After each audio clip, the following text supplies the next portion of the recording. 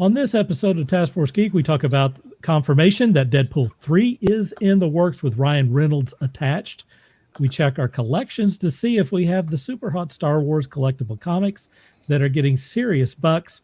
We talk about pinup model and actress Julie Strain, who just passed.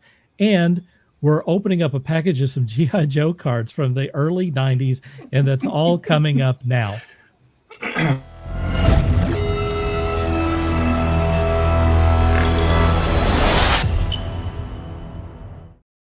Welcome to Taskforce Geek. My name is Dirk Cooper, and today I am joined by Scott. Howdy. Oh, you went too early.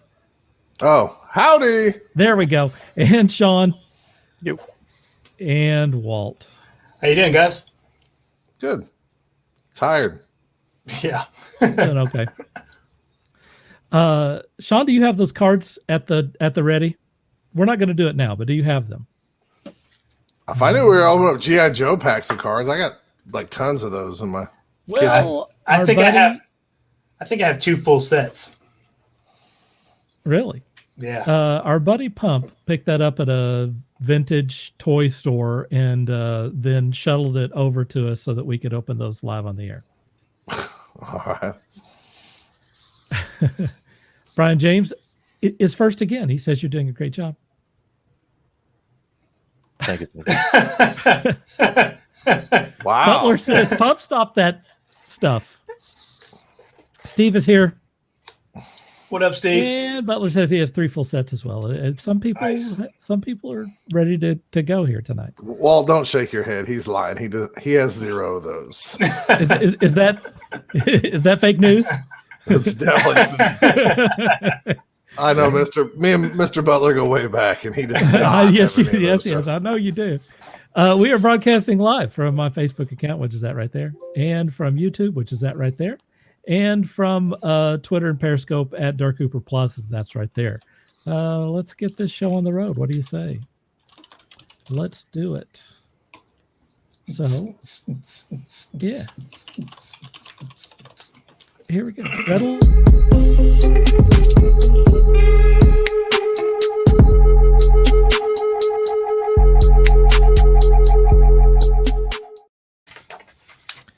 This is news from today. Collider's own Steve Weintraub recently spoke with Marvel Studios president Kevin Feige in anticipation of Marvel's first Disney Plus series, WandaVision, and during their conversation, Feige gave a promising update on Deadpool 3, revealed when filming will begin, and most importantly, confirmed the sequel will be part of the MCU. Quote from Feige, it says it will be R-rated, and we are working on a script right now, and Ryan's overseeing a script. It will not be filming this year. Ryan is a very busy, very successful actor. We've got a number of things we've already announced that we now have to make, but it's exciting for it to have begun.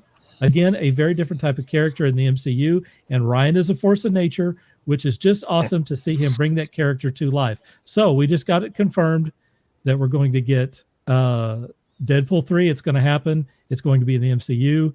It's going to star Ryan Reynolds, and it's going to be rated R. We got that all in that quote. So for the reaction to that, let's go first to Sean.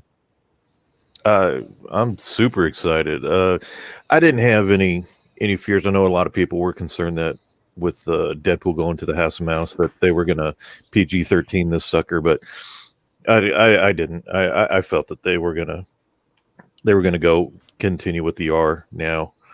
Will they have a PG-13 version like they did of Part 2? Maybe, but you know, I wonder how that did. I don't know. Yeah, I'm not sure either. But wasn't a fear. I felt that it was just a matter of time, and then of course the events of 2020 pushed everything, onto the back burner. So it was just a matter of time. Yeah. Scott, what do you think? I mean, I think like everybody else, probably like Sean too. I just figured it was a matter of time. They're not stupid enough to change too much on that. I mean, I'm kind of, and still the working title might get changed to something else and not be called Deadpool 3, like a new beginning for Deadpool in the MCU. But It doesn't shock me at all, and it won't shock me at all if we get like 1 million guest appearances for this first thing, just to kind of have Deadpool's crazy humor interact with them for the first time, and maybe just little micro things, whether that happens in the end credits, at the title scene, or whatever. So, like, no, this doesn't shock me at all. I don't know. It'll be fine. It's in good hands. Everybody who was worried about it shouldn't have. So, what do you think? Big, huge sigh of relief that we finally got this announcement. Plain and simple. It's like sigh of relief. Why? You sit around worried about movies? No, not worried, but just just like I do. like it's about time. I do too. It's about time. That they made this announcement, or at least confirmed that it would still be a rated R movie. So Right. they don't cheese out on the story. So Right. yeah, I'm excited. It doesn't show in this face right now, but yeah, I'm excited. I think it's a pretty big deal on a lot of different angles. I mean, one, you got someone who's being ported over from the Fox universe. That's pretty cool. Although you could almost make the case that he was in the MCU. I mean, they kind of played to that on many occasions. It's interesting that you're also going to have Ryan Reynolds attached to this thing. There's no guarantee that was going to happen. Bob Iger, when they first got Fox, said we could do a rated R, Deadpool movie because it obviously makes money. If it makes money, then they're pretty cool with it, and so it's nice to see that confirmed. I think all around that it's not a surprise necessarily, but if you look at what it is, it's a pretty stunning development. It's a pretty big deal. And I'll tell you this, there are a lot of people who are very excited about seeing him in that outfit and cracking wise once again. I want to know how long it's going to be before he's wearing Mickey Mouse ears. Oh, I mean, yeah. Do you think it'll be in the intro, or do you think it'll be? I would swear that he has. Didn't he already do something about the Matterhorn, where he was wearing Mickey Mouse ears, and he put it out on Twitter?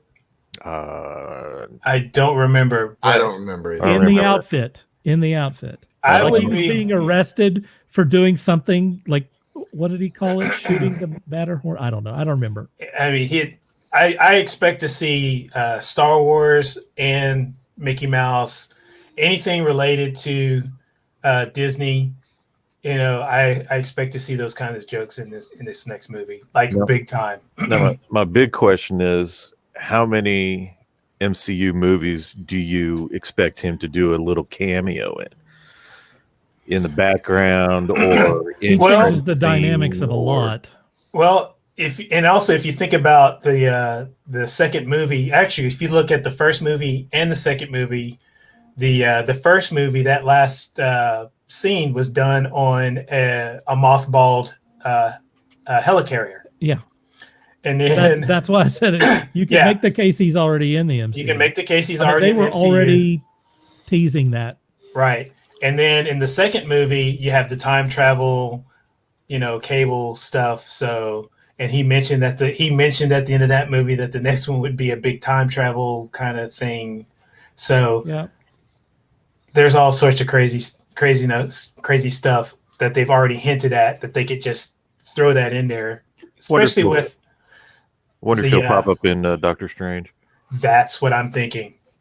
A little early appearance. Mm-hmm. Yeah, they're just flipping through the portals or whatever, and there's Deadpool just kind of going, "Oh, hey," and they'll bring him over in the middle of that. Yeah, I wouldn't be surprised if Doctor Strange, if they mess a lot with different realities, if some don't get slammed together, or Doctor Strange mentions something like, "Well, there's always a possibility some could get slammed together," and that's just how they have everything. Yep. They could completely explain it within continuity. I think that's look. There's WandaVision's going to mess with a lot. So is Doctor Strange in the Multiverse of Madness, and even the Loki series is going to mess with time. So they got a lot of, and the Spider-Man thing is going to be messing with all kinds of crazy stuff. Doctor Strange is in that, so they got plenty of opportunities to justify anything you can imagine. Right. Butler says that his 3 sets of G.I. Joe. GI Joe cards probably might be a small lie. Walt's dad is Hey, watching, Dad. and Ken says hello. Howdy. What's up? Hello. All right. Sean has a little thing here that I can add to. How about that right there? That's what I was talking about. He does not have the Mickey Mouse. Oh, he said apparently you can't actually blow the Matterhorn. His joke was better than mine. He does not have the ears on there though. This is Photoshop. Oh, that's Photoshop. I'm looking at this image. This is total Photoshop. Oh, I gotcha. That was Wasn't that that's not that far away, not that far from when Disney bought Marvel, isn't it? Is it 2017? It was literally like a day or two after that happened. Yeah. He was already lobbying to get included in the MCU. It worked. It did. Confirmed. Yeah, and that's not like Joe Bob whatever's rumor mill website. That was directly from Kevin Feige, so we don't have to worry about that. What are you doing? I was going to show this quote, but I guess you were too. Dude, I'm pressing your buttons. Please don't do that. I have seen that rumor several times. I'm eager to be cool. See that. That would actually be beautiful. That would be cool. And that Reynolds would do an awesome tribute to Stan in his first appearance as the cameo. So yeah, he'd probably be wearing Stan's like clothing or something, right? His sweater and shirt. Right. Maybe have a mustache and the glasses on top of the hood or something. Yeah, it'd be pretty. That would be pretty funny. If they are going to do that sort of thing, he's as good a choice as any. He's a young guy. He's going to be around a long time. Everyone loves Ryan Reynolds. I don't hear any people who hate Ryan Reynolds. So I think that's probably a good deal if they want to carry on with the cameo stuff or whatever. I guess Ken is packing. Okay. Still funny for Photoshop. It was pretty good. Jeree says, hey. Hello, Jeree. Hello. There it is. All right. We're moving on to the next thing. Moving on up.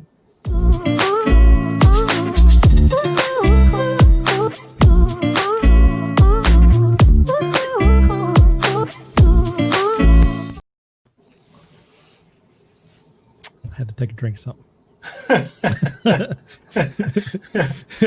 And so now I'm completely off my game here. Hey, go check your collections, folks. One of the biggest stories in the collectible comic book universe in 2020, bridging into 2021, has been the rocket ship-like upward trend of prices on high-grade Star Wars comic books. In some cases, retailers with large swaths of both Marvel and Dark Horse back issues have been sitting on some of these books for years, nay, I say decades, with no action, and may want to dig through their stocks for hidden gems. Here's the top 5 right now. Star Wars number 42, which was the first appearance of Boba Fett in the comic. That's a Marvel book. It's a Marvel book that's back in the 80s, folks. $4,350 it just sold for. Star Wars number 1, Marvel, 1977. I have that one. $2,750 it just sold for. Star Wars, the Clone Wars number 1, a Dark Horse comic, first Captain Rex and Ahsoka Tano, $22.95, $2,000.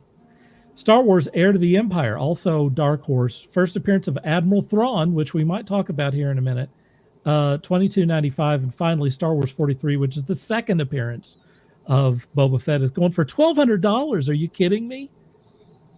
That's crazy. So let's just get your reaction. Do you guys have these comics? I used to have several of these. I know I left those in Kansas City when I have that Make Star bad Wars. decisions about a girl. I have that Star Wars #1 somewhere put away. Do you? I have 0 of these issues. When Dark Horse took over the property, I didn't buy any of the Star Wars comics at all. Really?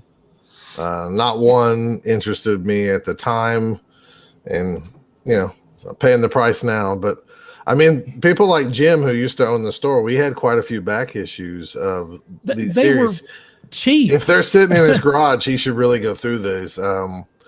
Definitely. Yep. I know you guys are probably acting like this is fairly new. And maybe I just did wasn't mention it aware to of you it. guys. Well, I mentioned it, I thought, to you guys months ago about like how back issue prices are going up big time for like first appearances and stuff. And, I'm on the cusp of selling, I read a lot of comics, but I don't want to keep a lot of comics. And the Marvel series of Star Wars that took place, that they, when they got the rights back and everything, the story takes place right after Star Wars New Hope and goes all the way up to Empire. There's 75 issues and like 4 annuals and stuff like that. And I kind of want to get rid of them, but at the same time, seeing prices like these go up, it makes me think like what you find out in some of those stories, spoiler alert, is that, Han Solo was briefly married, to a lady. And like, if Disney grabs that story and, they publish canon. it, and then it's gonna go skyrocket, right? So do I get rid of my issues or not? So I don't know. I had the original miniseries based on A New Hope that came out. What was it? Illustrated by Walt Simonson, I think.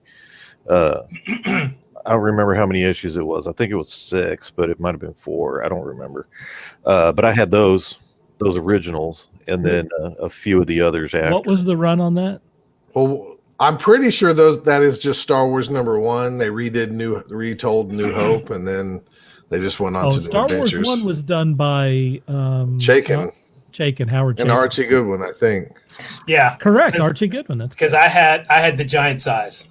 I didn't have the giant size. I had the small regular one, but there were. I want to say there were 4. I had both. Yeah, And say there now were I don't 4 have issues. them. And then they continued the stories on. There was some character that was a beaver. And No, then he was a rabbit. He was a rabbit. There was a green That's rabbit. Jackson. That's Yeah. Jackson. But they also had a How character did you remember that that name? yeah. he was Because I either read What the- comics. he was either a Dude, beaver I read the or a comics too. porcupine. Maybe it No, was a porcupine.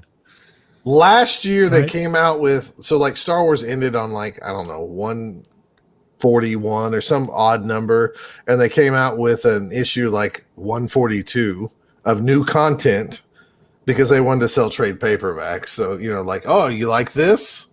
Go buy these stories. And they also were reintroducing a character named Valance, who was a bounty hunter in there, who was like he was basically Cable, half robot, half guy, who was a bounty hunter. I remember that. Yeah, and he's like the main character in the current Star Wars bounty hunter series from Marvel. So when they were coming out with that, Marvel puts out these, here's one issue of the old series, and so that's my first time I read Jackson, and man, it was terrible. They got the same writer and stuff to do it.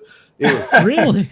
I'm sorry, I shouldn't make fun of like professionals, but it was really bad. I mean, but that's when they were doing Star Wars stories. They could do whatever they want, Right. They just needed to sell comics and stuff. And near the end, nobody cared because Jedi was over, and so they just did what. Oh man! And there weren't any new movies coming out. It is awful. It's awful. I got it. If anybody wants, Are you saying the new version is awful? No. I'm saying The old version is awful. Somebody look up why I'm talking. Star Wars ran from 1977 to I think like It was issue number 7 that Jackson was in, because I remember it, because it was the first time. It was when they did 6 issues. Oh, Sean's got it. Sean's looking at. Okay. They did 6 issues, 1 through 6, which was an adaptation of the original Star Wars. New Hope, right? And then the 7. It wasn't called New Hope at the time. It was just called Star Wars. Right. And then on issue 7, they started up with this whole new story, and it had this silly rabbit character in it, among other things. Let's see. How many issues did the series last, Sean? There he is. It's about 110, something like that, I want to guess. Okay. I The have original. no idea. Let me see if I can. But there's if Jed. someone wants to look that up. And Yeah, here's that porcupine dude. Okay, there is a porcupine dude. Yep, he had like quills, and I remember the girl with This is number 8. the gray hair, and it's 8. Okay. Well, I think it was 7. It was. Yeah, they had a kind of a quixotic Jedi. Yeah. In the background, he was kind of nuts. Okay, so I'm looking here. It went to 108.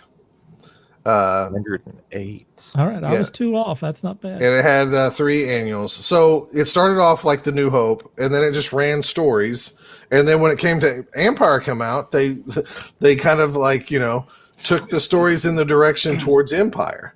And then when Empire was over, they did their own stories until Jedi came out.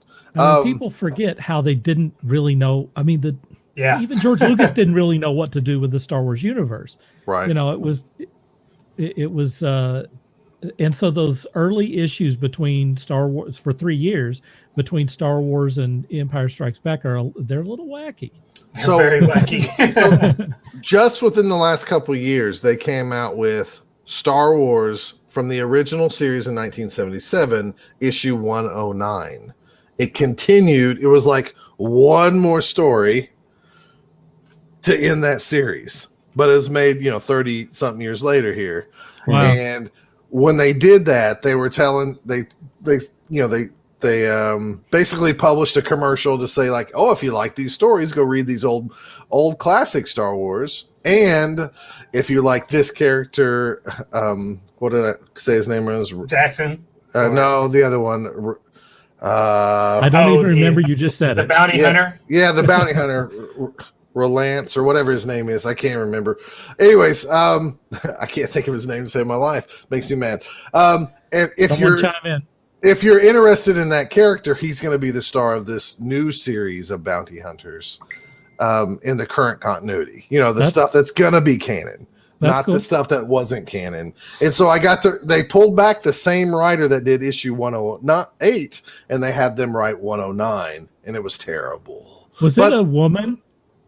It might have been. Because there was a woman who took over, I want to say around issue 90 or something.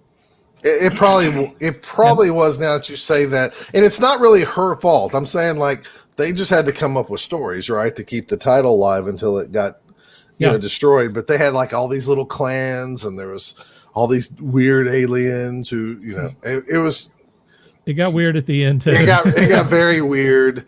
It was interesting. I bought it just because I was curious about it, and then here we are. I remember there was something about like an aquatic race. It had like gigantic buggy eyes. They were like orange or something. Let me get through a few of these. Had some samurai looking armor. Who's doing the Crown and Coke? Oh, was that me? You. Because I was drinking. I wish I had. Crown and Coke would be an improvement on what I'm doing. Ken also said it's been bad for a couple of people. Kansas City. Yeah, Kansas City and I didn't mix well.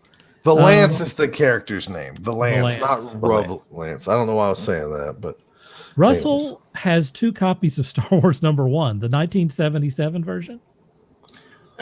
Oh, you know what else? You know what other issue I have? One. You know what other issue I have? I have the issue. If they're perfect, they're worth $27.50. I have the issue just before the Empire Strikes Back.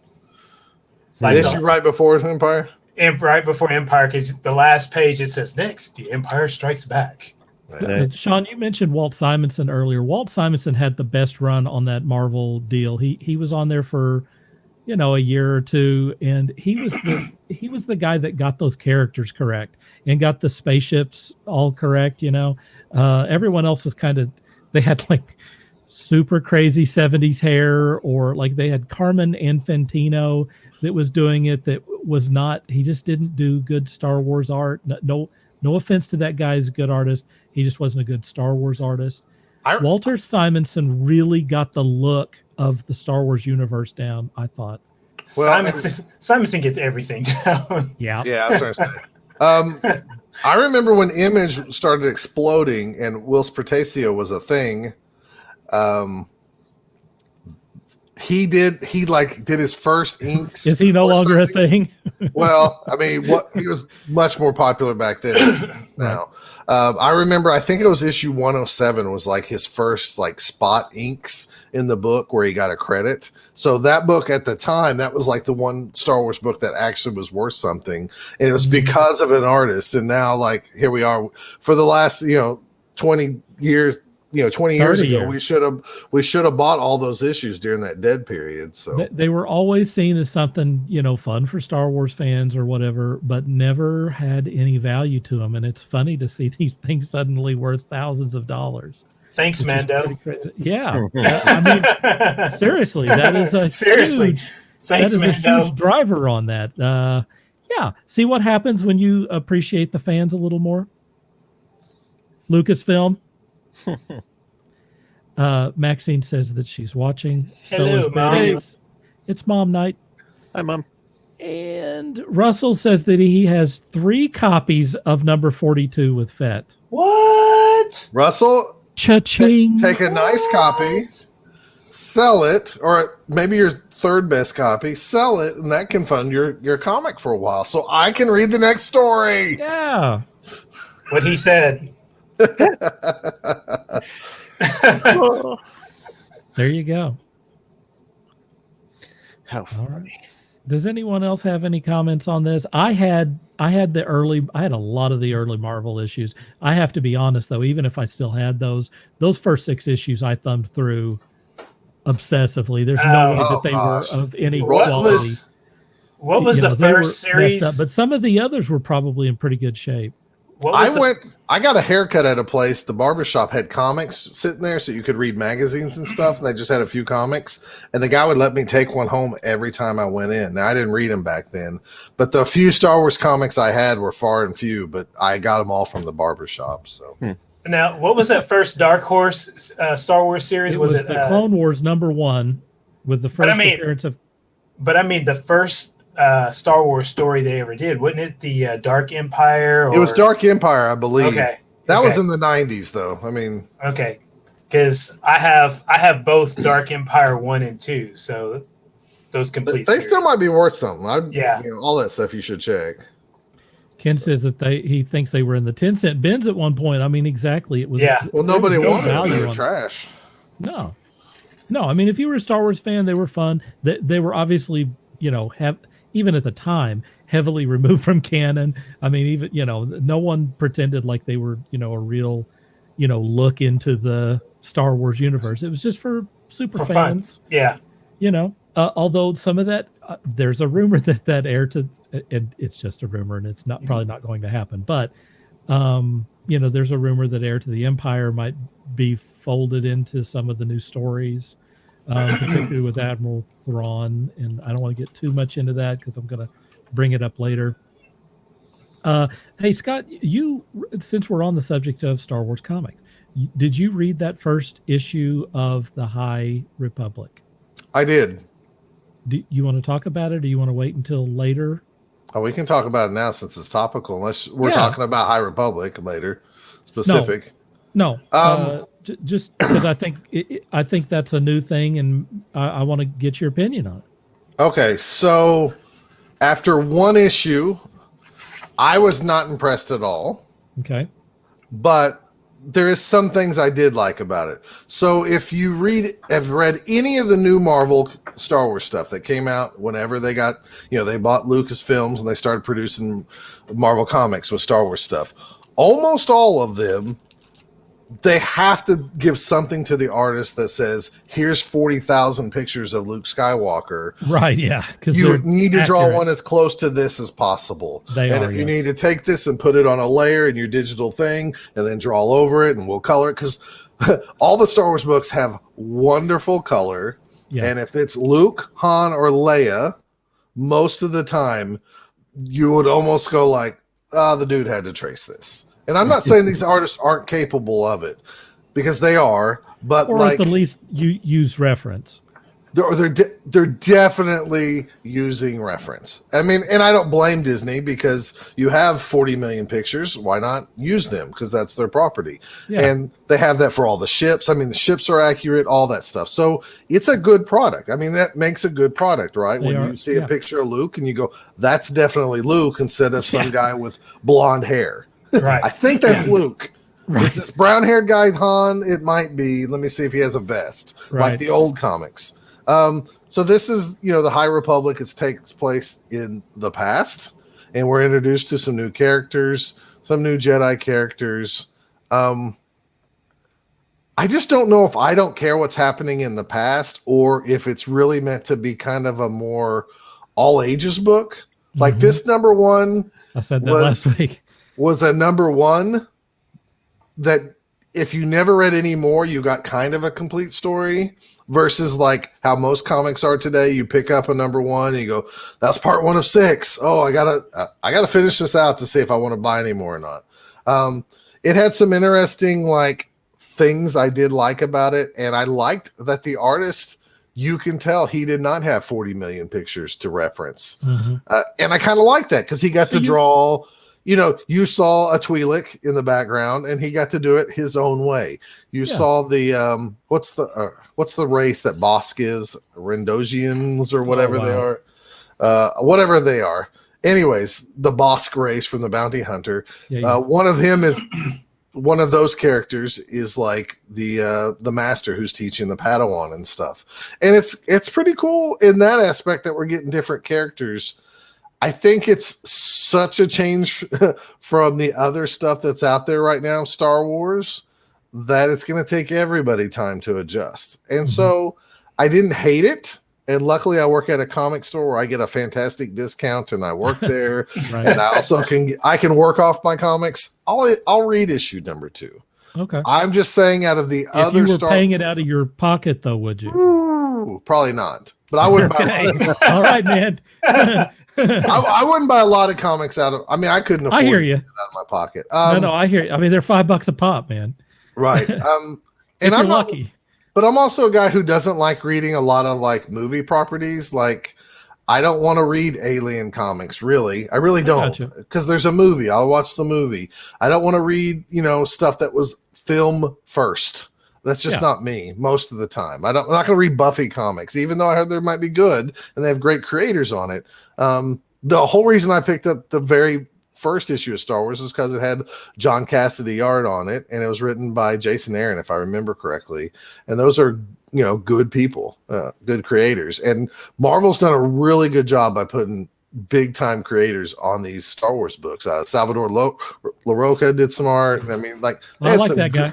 Yeah, they have some really good people on there, and people who, once again, they're giving them reference because people who you know from the past, and you go, oh, he's not bad. He comes there and is like, man, but he can draw a perfect Luke, Leia, or Han really well, There's some really good stories with the Star Wars stuff, so I'm going to give this a little time. I haven't bought everything Star Wars that they come out, and I made some mistakes because some of those early Marvel books of like Kylo Ren and some of those early Darth Vader stories and stuff, I guess are going for some decent money too. And I just stuck to the main book,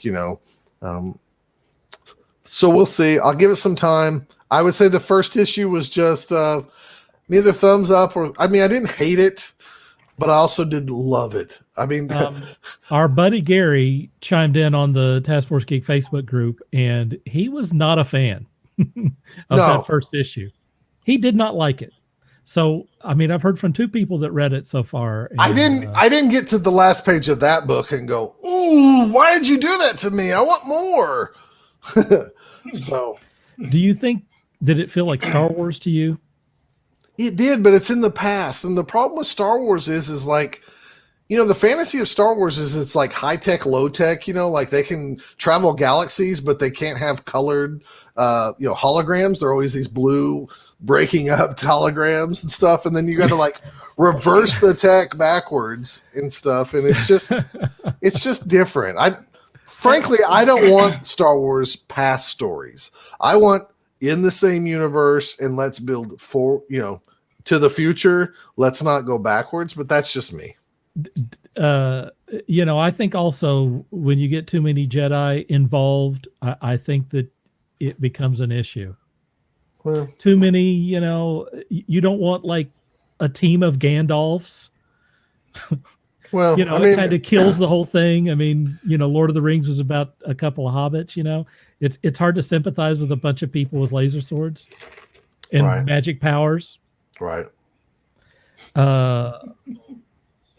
Well, this is all the setup for the fall, isn't it? Is this the setup? Or, This is 200 years before the prequel trilogy. I believe so. 150, 200 Yeah. years, something like that. So I guess I always, whenever they announced it, I thought that this was kind of the setup to kind of the fall of the Jedi Order, or the beginning of the collapse of the Jedi Order. It had a lot of different things in it that, to me, was probably put in there for like younger readers. There was, that's what it looks they like. had to to me, which stop kind of like turns me off. like this bug storm. I mean, I can explain it to you, but like then it would just be spoiling it. If you can find an issue. I mean, Brian at our store over ordered, and he left it to one per customer, and he sold out in 20 minutes from what he told me.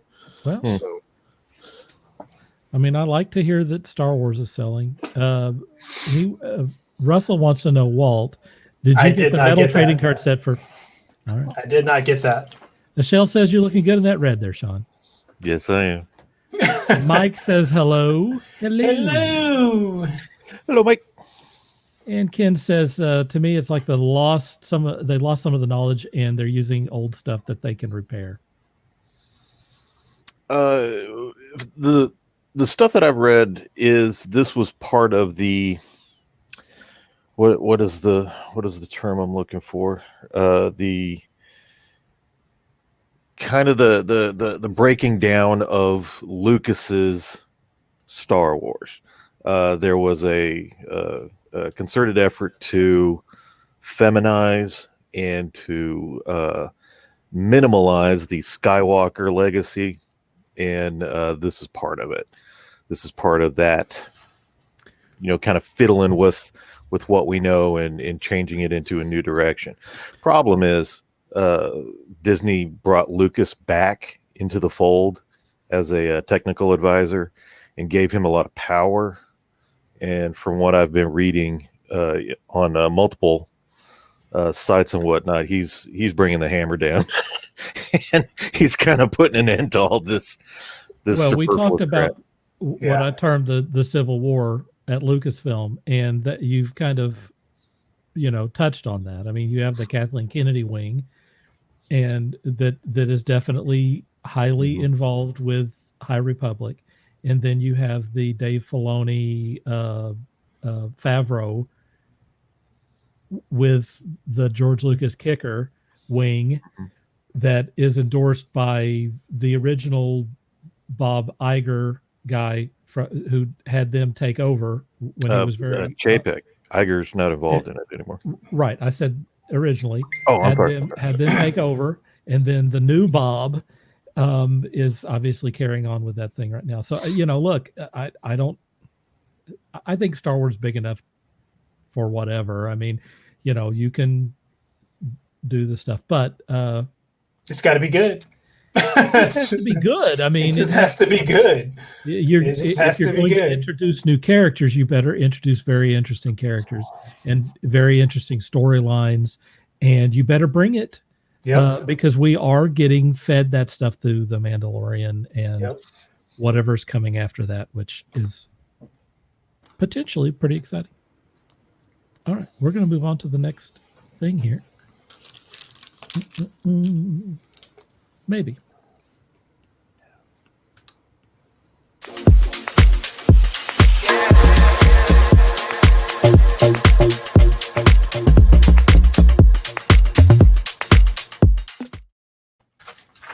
This may be a case where I'm the only one who cares about this subject.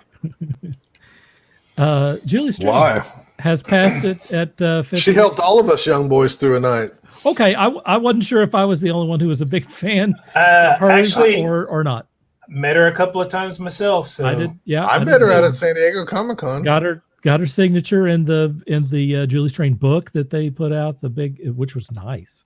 Yeah, had a lot of artwork and photos in it. I think I've got a copy of Heavy Metal somewhere with her signature on it.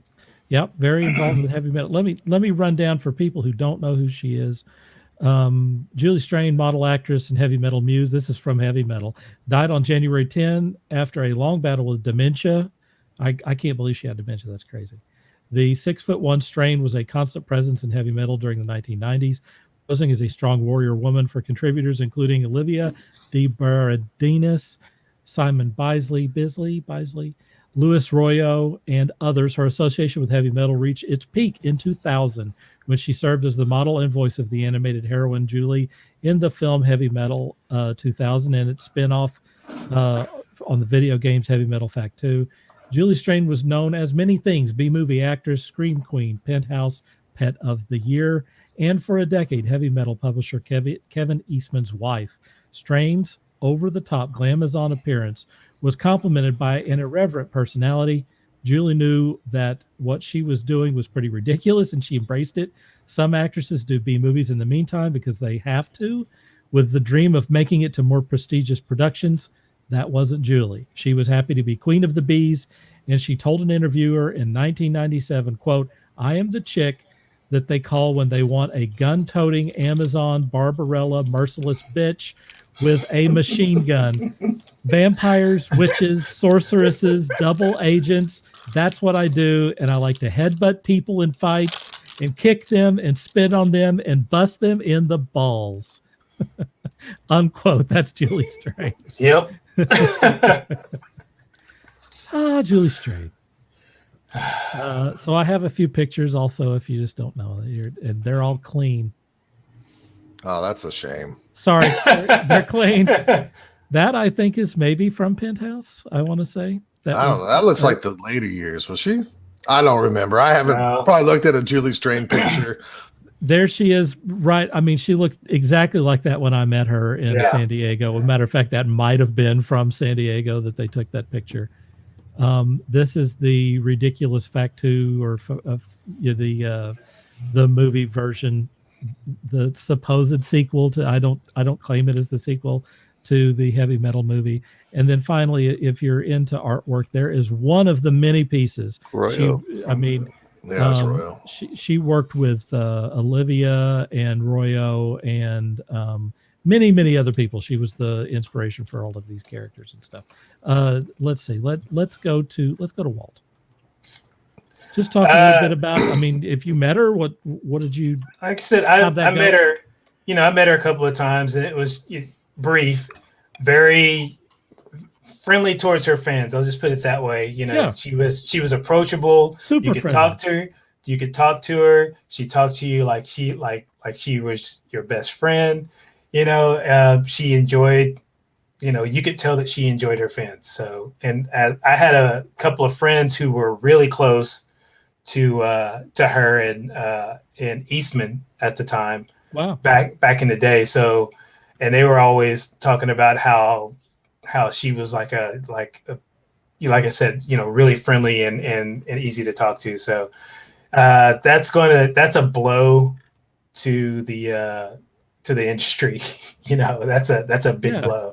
I feel the same way. I put her, as they say, I can't believe the name is off the top of my head. Queen of Curves. You know what I'm talking about, Dirk. Queen of Curves. It's not coming to me, David. Betty Page. Oh, Betty Page. Okay, yeah. I list Julie Strain second to Betty Page. Yeah, I agree. Totally. As far as popularity, and as far as inspiration, especially with the model set. Yep. Those two always come to mind. Betty Page and Julie Strain. Yep. So I agree, man. Scott, what do you think? I mean, I think Walt kind of says it all. I mean, when we met her, she was friendly to us, took pictures with us and all that stuff. Yeah. I'm sure, I saw Robert yesterday. Robert was a big fan of Julie Strain. Yeah. So, I mean, it's kind of sad, especially I think what's more sad than her passing is like for a while now, she's been dealing with the mental illness and losing, quite frankly, losing her mind for real. And I think that's really sad when you meet somebody who's fun. She knew what she was, and she owned it. She was just like, yeah, she did. I mean, if anything, probably at one period of time, I was maybe mad at her because I know why Kevin Eastman stopped doing stuff, because he was doing Julie Strain. Exactly. And I can't blame him. It's so true, though. Because he the guy kind of dropped off the face of the earth. Heavy metal suffered. I mean, I got TMNT suffered. Yes, I mean, like we got Last Ronin from him because no more Julie Strain, right? Julie Strain, it's so true. Yeah. I will say at San Diego, like she seemed like the really cool chick that you wouldn't mind dating a few times. I don't know if she's the kind you bring home to mom. I mean, back then I was a little bit more intimidated. A young, 20, 21-year-old Scott was more intimidated. Probably 46-year-old Scott would have liked her a lot. Would have appreciated her more way back then. But, that's part of life, right? She ruled the room when she was in it. That's for sure. Yes, she did. That's for sure. Sean, you're on mute there. Go ahead. I met her in San Diego. I believe it was 95, might have been 96. And she was a larger than life character.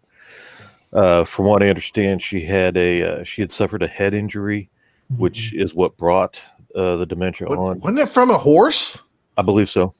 A horse riding accident? I hadn't heard that. So I knew it was a head injury. That's horrible. That's absolutely horrible.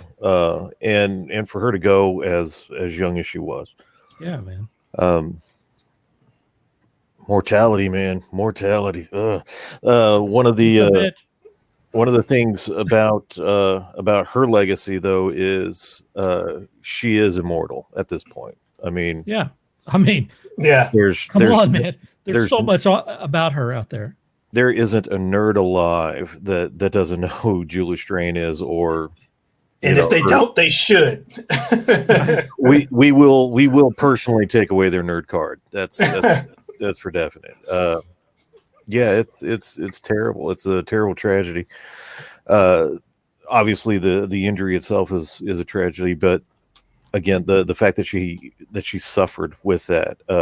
I personally, Dirk, you as well, have family members that have suffered from dementia and or Alzheimer's, and to see firsthand what that entails and how that affects a person and their relationships with their family and whatnot. It's terrible, and to go through something at that age, at being that young.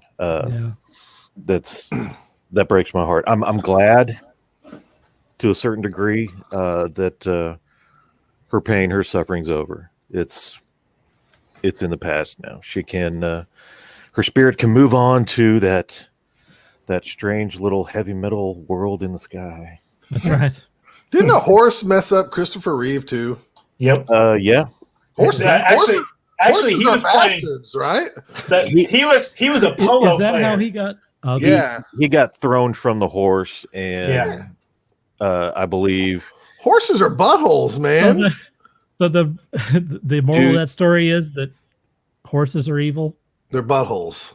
Every living animal on the face of the planet is a butthole at some point in time, especially if you're climbing on top of it. It can be. Yeah. What if they're the Wilsonsaurus? Dude, if you climbed up on top of me, I promise you I'm going to be a huge butthole. Sean, luckily we don't have to climb on you. You're already one.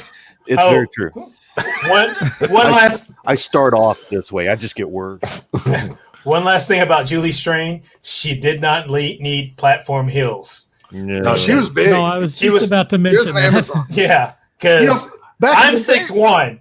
I'm 6'1". Okay. And standing next to her when she was all dolled up and in the heels, I was doing this. Wasn't she in a Wonder Woman costume when we saw her? Yes. Or am I crazy? You are not crazy, sir. Okay. I don't remember seeing her in a Wonder Woman, but I remember seeing her in that black. Julie Strain 6'1", no heels, 6'1", long dark hair, fetish and dominatrix personality. She is or was the archetype of the perfect woman to me. I really enjoy, and was involved with artists and all kinds of stuff. Just loved following her and getting to meet her. She was crazy. I mean, really wild. Yes. A lot of fun. She was really something else. Quite a woman. And if you weren't around maybe in the 80s or 90s, you might not know her as well. I mean, that was 20 years ago. But at a certain time, she was. I think Betty Page is an excellent, example of kind of what Julie Strain was at the time, particularly and she embraced the whole. She wasn't embarrassed about being in these B movies or being involved with comics or genre stuff. She loved it. She really loved that stuff. She embraced that and embraced the fans. Which was really refreshing because a lot of people who kind of dip their toes in it, they become too good for it. She was definitely not that. And in the other angle of, my dad died last year. He suffered from dementia and it got really bad the last 5 years. Just knowing kind of what she and her loved ones were going through for, I don't know how long. For several years, maybe quite some time. I think it's really sad, and I think it's also really sad that she died so young. I mean, that's outrageous. The last few pictures I saw of her, she was still lively and very much attractive and stuff. And I'm glad you guys all had stories for it because, like I said, she was to me kind of the archetype of the perfect woman. I'm glad you guys had some thoughts on her as well because I felt like she was pretty important and definitely deserves a little bit of our time to pay respect. I think you and Robert were the biggest fans of yeah, I mean, like when if we met her. So if I went to the Tyrell Corp and had them create a replicant, it would look like Julie Strain. I think we had to fan you off at San Diego and let you go get a hot dog and a drink or something because you were like, oh my gosh, and you were sweating. It was killing me.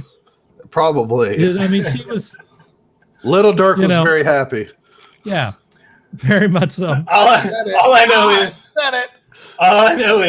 know is she was definitely out of my league. I wasn't even going to go there. So, It's really funny that same year there was other adult, even more hardcore adult things out there at San Diego. That same year we met him. And I got pictures with those. I remember showing my grandparents the pictures of San Diego Comic-Con, and my grandfather goes, "Are those prostitutes?" I mean, and kind of depends on your perspective. What would he have thought about today? Because I mean, now with this cosplaying, some of that is pretty provocative. Yeah, for sure. Yeah, I mean, like the cosplay stuff's probably worse than what the adult film stars were wearing back then. Yes, yeah, for sure. Yeah. Mike says it was sad to hear about her struggles with dementia. Yeah. Horses, young have dementia. Ken says it's terrible. Grind them all up. Kennedy says it all right there. I didn't catch when he said that. What do the moms think of this on here? Well, let's go to Maxine. Says very sad because she was young to have died from dementia. There you go. There's your answer, Ken. There you go. Our moms are cool. Our moms can hang. To her quote, or Mike. What's that? Mike was responding to her quote. Was talking about the type not to take home to mom. Oh, okay. I got you. I don't know. My mom probably my mom would be fine with if I Well, brought yeah, Julie Strain. About 20 minutes into it, your mom would be smoking with her and drinking. And you're like, Mom, we're going to go out and your friends are so cute. And you're like, ah. I guess we're through all of this stuff. Now it's time to go on to the next thing. And that's going to be our viewer mail. How about that? Hey, it's been a while since we've done that. We have not done that in a while. I don't even know if I have a thing for that. You don't. I do not. There's no thing for someone hum a tune or something. We're going to viewer Just mail. play something. Just play something. It don't matter. If they're watching, they already know we're going to viewer mail. Play like the DC Comics one or something. It doesn't matter. We're going to go on to viewer mail. First off, I'm going to read because it kind of goes along with some of the stuff we were talking about from Pump, who sent us another mail. He said, "Esteemed host, as he always does, I will keep this short. Rumors are abound on the idea that Robert Downey Jr. joining the cast of Disney's The Mandalorian. The short question is why, but perhaps others would say why not? My view is that Star Wars doesn't need stars. Star Wars makes stars. Dissect and discuss. Respectfully, Pump." So has everyone heard about this? I didn't go out and grab the rumor. I saw it, but I didn't read it. But I agree with Pump. It's like if Robert Downey Jr. wants to be in a Star Wars show, okay, but don't make it a regular thing. If it is a regular thing, hey, make it like a cameo here and there. Wasn't there several actors like Matt Damon and stuff that wanted just to be a stormtrooper, and they were in some of the scenes? Uh-huh. See, that would be cool. That would be cool. That's fine. I think it's Jason popular Sudeikis, and it's trendy, and James Bond. And Star Wars is going to live forever. So if your kids are going to be around when they're older, they can go, look, my dad was in Star Wars. They're going to care more about that probably than his appearance in Sherlock Holmes. Yeah, I mean, if that's the case, it's like Daniel Craig playing the stormtrooper in there he goes. That's cool. That's fine. And you got to try and figure out who it is. Now that's kind of cool. It's like that voice sounds familiar. So it's kind of fun. I mean, it's like watching for what's his face's appearances in all the Marvel movies. So I thought you meant that character in the She-Ra stuff. That little did you find me? Oh.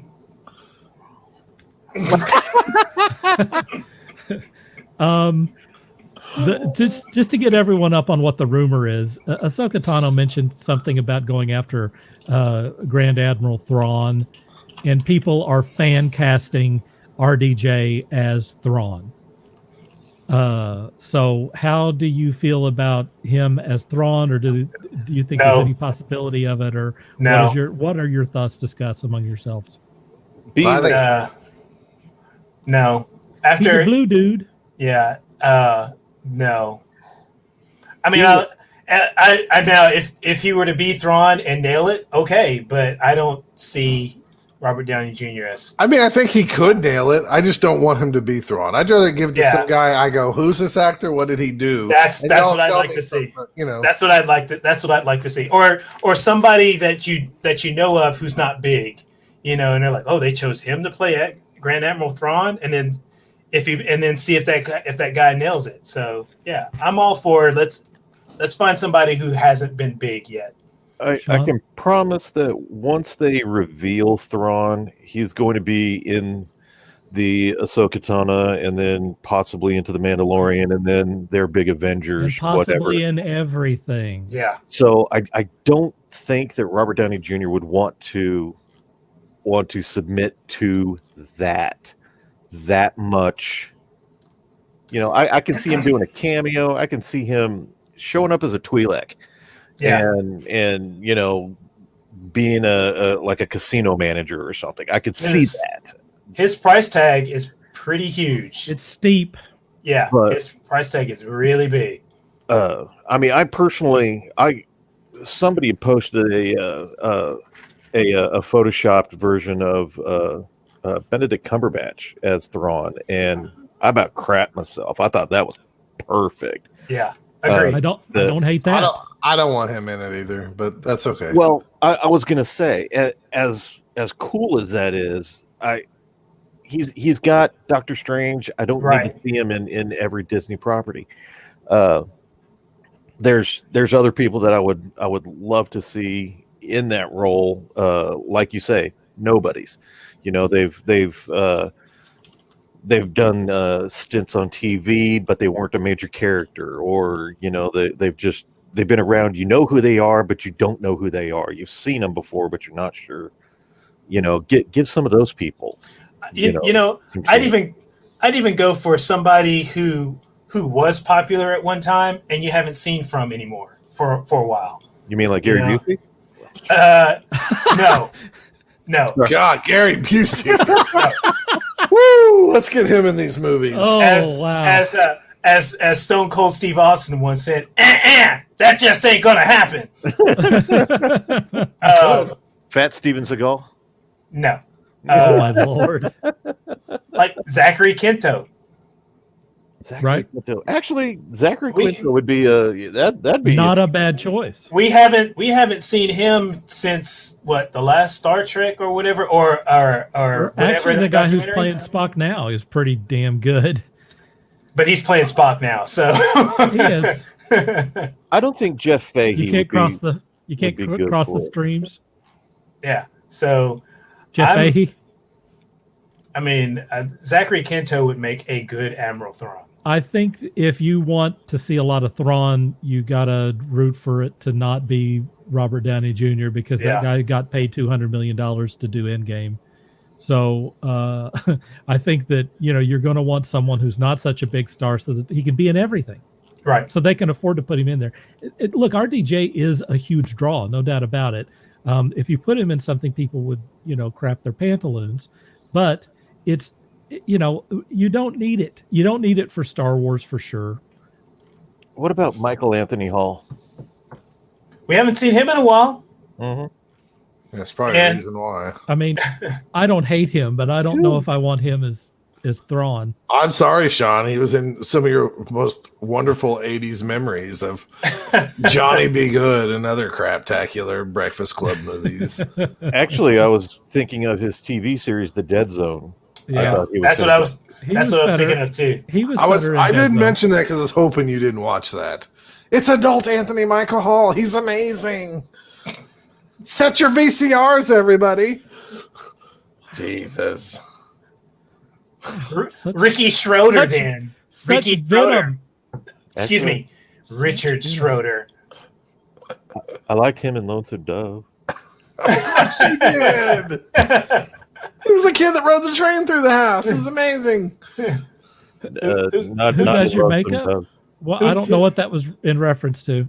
I'm behind the curve on these things. Whenever Julie Strain, you brought Julie Strain to your mom, what would the conversation be?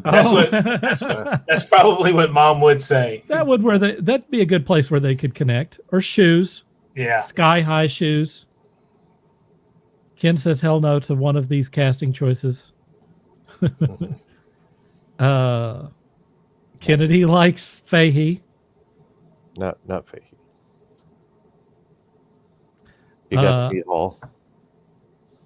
And he said he got to meet Anthony Michael Hall. Anthony Michael Hall when he was doing Dead Zone. Where was he at a convention or something, Ken? Dude. Stop. Dude. I'm just if y'all like him, that's fine. I'm just giving Sean mainly a hard time.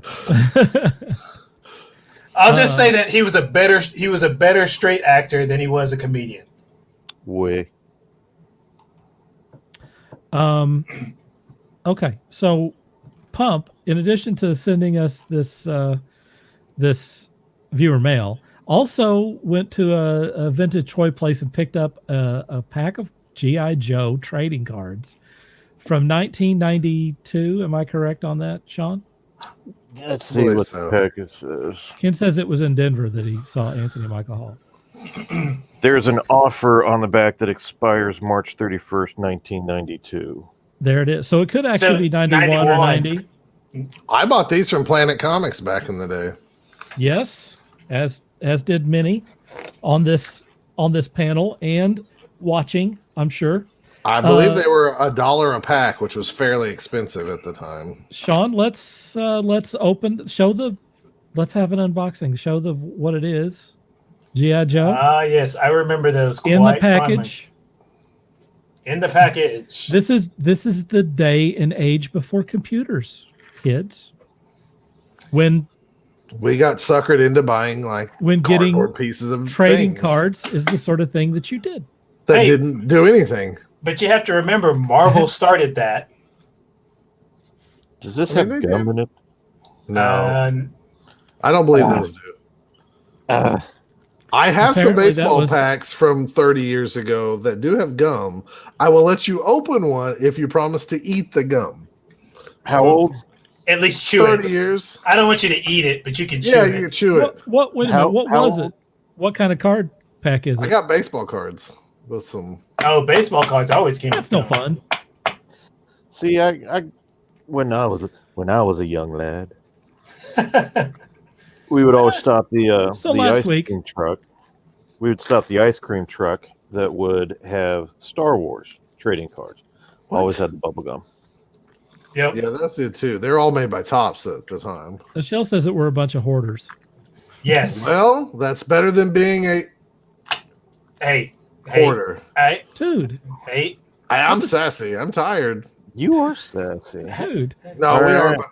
Michelle, you're exactly right. I go through this all the time. We are hoarders, and It's like, do I to keep varying this? Do I don't? degrees, and with different things. But yes, you're probably correct on We I call wanna it.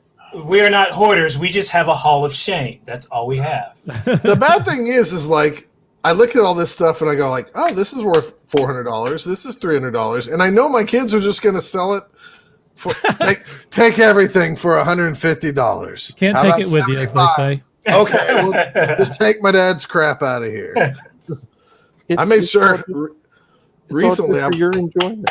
Oh, Yeah, what do we got? What cards do we have there? Yeah, let's see it, man. First up, we have You got to put it right in the camera, man.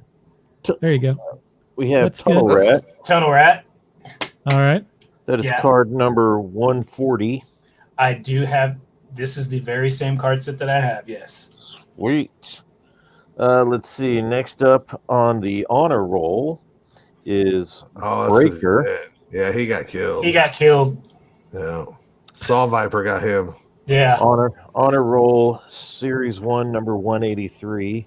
I was thinking about what Michelle said. She's right. We don't want to be hoarders. So if she would like to hand me that Captain America shield she has in her house, I would gladly take that off her hands, along with You'd the like Thor to- hammer. If you'd like, man, I would like the Thor hammer myself. Oh. Talk to Ronnie. You can make it one. I am all about Mjolnir. Let's see. Here we have the motorized battle tank Mobat. Oh, there we go. That All was right.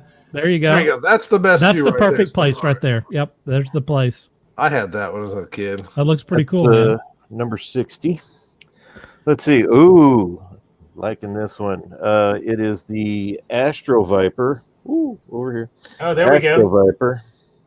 Card Michelle's number laughing 80. at Scott. That's when they started, jumping the shark. Yeah. G.I. Joe Special Missions. There Yeah, you go. Right about there. Maybe there you go. I just bagged Tilt it back that just a bit. issue up. There you go. That looks Card pretty number good. 92. Yeah, yeah. Let's see who we got here. We have seriously, this was a character. We have The Raptor Road Tracker. Rash. Tracker. Tracker. Oh card yeah. number 136. Is he a from? football player or something? Yes. It That would was- appear. Or That is was he a what- wrestler? Was That's that the weak sauce. 2000 Battle Force 2000 line? Brr. Tracker could pick up. What the heck? Oh, well. Watch Sean Reed's small print. The bifocals are coming. Let's see. Okay. We I'm gonna have- go. This was Oh. Okay. Here we go. Tracker.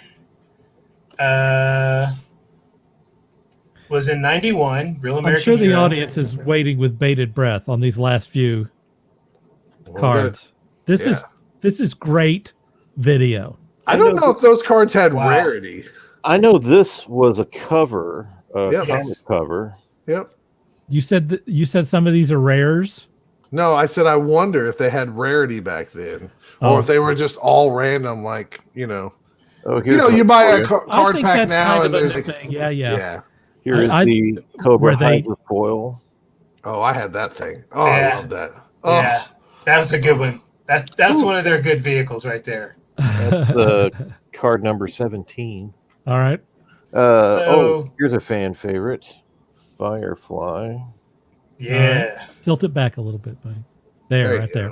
yeah, Yep. that is Card a fan number- favorite. Card number 38. Right. Let's see here. Heavy Duty. I remember Heavy Duty. That's He that's drove the other tank. Man, how Right? many cards are in No, this no. pack? Heavy Duty was actually Roadblock's cousin. Oh, okay. Well, all right. We have the world's foremost authority in G.I. Joe here. I believe this was another cover, if I remember. Between Walt and Yep. Scott, we can answer any questions you got. Special missions Yep. with Snowblind. No, So- Snow Job. Snow Job. Snow Job. Apparently, His name is Snow Job? Yes, Yeah. for real. for real. And don't you make fun of him because you turned into adult. Because as a kid, everybody wanted that because he had a backpack, he had a gun, and he came with skis. He was awesome, right, Walt? Well, it I says didn't. I never Snowblind. had one. His name was Snow Job. It The it's actual like Snowblind on the back. That might have been look the right there. story name. That was the story. Look at that. Walt That has might it be- right there. Go to Walt. Yep. Oh my Good one. gosh. Wait, Here, hang Walt. on. Let me get on here. I remember that guy. I had that character. Dude, Oh my- he's got the figure on the he's got it that quick. There's the figure, folks. That's Dude. a I new mean, release, isn't it? Yeah, this is from the 25th anniversary. Nice. Dude, I wanted that figure so bad. He had skis. He just didn't have a rifle and a crappy backpack. You could put the skis on the backpack and he could walk Let's see. around. And then you had to every one of your missions was like, well, it's He's- snowing outside he's- now. We he's got need the- snow job. He's got the ski poles, the gun, and a handgun right there, a handgun and a backpack. And then you get to about 7th grade and you go, his name was Snow Job? Snow Job. Oh my gosh, it's so lame. No wonder all the adults teased me. Oh, by the way, Tracker is actually a Navy SEAL, so Oh. I had to look it up. Interesting. It's one of those last figures that came out before G.I. Joe went away. Walt, who was the African American Arctic Trooper that replaced Snow Job? Hang on. Not Blizzard, because Blizzard came with the Snowcat. Right? Crap. Iceberg. That's right. Because Right? he was, What 'cause did he was Iceberg? Iceberg because he was from Beaumont, Texas, and hated the heat. Mike Kennedy says to Michelle, they're not hoarders. We're collectors. Hoarders leave their stuff all over the place. Collectors organize. That's true. Steve says that he has one card and one card alone, A Death of Superman, signed by Brett Breeding. That's cool. Michelle's laughing. That's a good card to have. Steve says he can sense Walt drooling to get his hands on those cards. I've already got 2 sets, Steve. I've had a set, got rid of a set. And now I have unopened packs in my kitchen. And I have Lucy's. Ken wants to know how many cards It's total. 150. No, I mean Yeah. just in that pack. Just in Oh. that pack, how many did it come with? 12? 10, 10, 12? Okay, speaking of cards, I just happen to have a stack of cards here. They're not G.I. Joe. There are 12 cards in here, and But one of the cards is a checklist. What about, is there gum in there? No No. No gum. gum. I am very sad. If you find some Star Wars cards or something, I will eat the gum. Will you? Don't say that because I found black hole cards and Tron cards just last year. Well, the year before the year of COVID. He didn't. Bring me And black I ate hole or gum. Tron cards, I will eat the gum. Okay. You're gonna eat gum Live. eventually So- Live. on here. So speaking of cards, last year a coworker. I would of love mine, I would love either Tron or black hole cards. So bring it. Oh, you are eating so much. I get to gum. keep the cards though. I don't So- give a crap. I'm ready to go to a road trip right now to Houston. I know where I can get some. I will both eat of it. those. They have a show on Discovery or something where people eat old crap. No. We'll do a segment on that. You will. You two will die and get the poops, and me and Walt will laugh at you. And it's gum. I can't imagine that it's like it will disintegrate. Gum. It will disintegrate. I think probably so. Yeah, it'll just melt out and liquid. But I don't think mouth. it's not like something that's milk based, which would kill you. No, or something that's surrounded by 40 rust, years ago. It might be, which would give you whatever. Might be made out of asbestos. Rickets. I don't believe they made gum out of asbestos. They could. No. A shell loves Scott's enthusiasm. I was a little boy. So speaking of cards, last year a coworker was like, "I got a bunch of collector's cards. Do you want them?" I'm like, "Sure, give them to me." So they were baseball cards and DC cards. Nice. I remember those too. Yeah, we talked a lot of that junk. And so he's like, I don't know if they're worth anything. I said, well, I've already got 4 sets of them, so I'll take them and just give them away as Lucy's. That stuff little kids actually had a market for a while. I remember the Jim Lee All X-Men trading card set was a big deal. Trading cards were huge right before all the big 95. Well, and then card collectible games, like Magic and other things came out. Pokemon. And that replaced, I think, the trading cards. I mean, it did. There was trading cards of like the cheerleading trading cards, and people would buy those and collect them and stuff. I mean, we talk about Dragonfire Comics, but I remember Jim always at Planet Comics sifting through the cards to make sets so y'all could sell them. Yeah. So absolutely. It's crazy. Steve says, what's the big deal? Card guns probably last longer than Fruit Stripe and do less damage to your mouth. Oh my gosh. Fruit Stripe is the gum you want to be amazing. That's horrible. Yeah. Speaking of Fruit Stripe, Steve, you better post that car on the Taskforce Geek. I know Sean's about to stick up for Fruit Stripe. We all want it to be good, Sean, but it's just not. It's good It's good for about 2 minutes, if that long. I got a pack of it on my end table. Well, it's still not good. You can keep eating it, and it has that taste for about 2 minutes, and then you can put another piece in your mouth. I don't even know if it lasts 2 minutes. I don't know if it'll last 2 minutes. I said if any, But again, that's another one of those deals that goes back to when I was 5-6 years old. Didn't matter that it only lasted. It had the cool zebra on it. I mean, that's what we bought it. It had the cool stripes on the gum. Gosh. Yeah, of course. We on the gum. On the gum. Hey, if you guys want to send us some mail, you can send it to taskforcegeek@gmail.com. You can do it anytime. If we like it, we'll read it on the show. And you can send us your cards also. We will eat the gum. Unopened cards. Unopened cards. Yeah, we don't want unopened cards. We want the excitement of opening the thing. Hey, if you do want to send us something, there you go. How about that? Let me get that off of there. You can mail us stuff. You can stop this later on. By the way, thank you, Pump, for bringing that as well as snacks over to the house. Yeah, very much. He built up to the snack drop, what he calls the snack drop. He built up to it for about 4 or 5 days. Wow. Operation Snack Drop.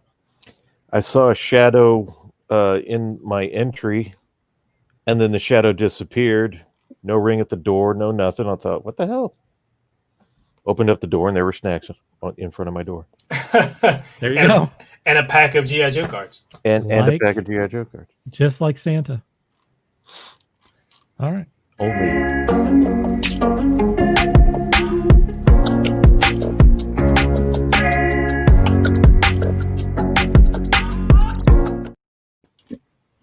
I stepped on your whatever you were going to say there, Sean. I just said only better.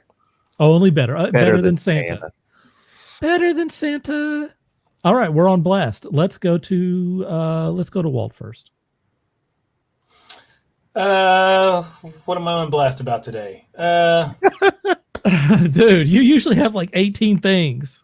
So over the weekend, I received something that I ordered. I wasn't expecting it to come this weekend, but it did. I if any of you have been to my Facebook page and seen my profile picture, it's a painting I did a few years ago. Yes. I ordered prints, and I finally got these prints Cool. of this watercolor painting that I did. Very nice. Like analog watercolor. Analog watercolor. Nice. So, and it's I call it a boy and his dog. It's actually a dog that she's gone now. Oh, Name was Heidelberg. She passed away back in 2012. But I took this photo and I was like, that would make a great painting. So hell yes, it'd make and also a great avatar. So there's that. I got a few prints. I'm going to send them out as gifts to some family. Dig it. So thought I'd share that with everybody. You I got also wait a minute. Let me ask a question. You also shared some stuff like a picture of Batman. What was the story about that? Do you mean on the group page? Yes. I don't. It was something Frank Miller inspired Batman. That's a guy. I can't remember his name off the top of my head, but he does this comic strip of DC characters as kids. Okay. It's an unofficial. It's like an unofficial little story that he does, and he's got a website and everything. And I follow him on Instagram. I put you on the spot there. And he does every once in a while he posts something on Instagram, and I saw that because he's got that Frank Miller style Batman. Yeah.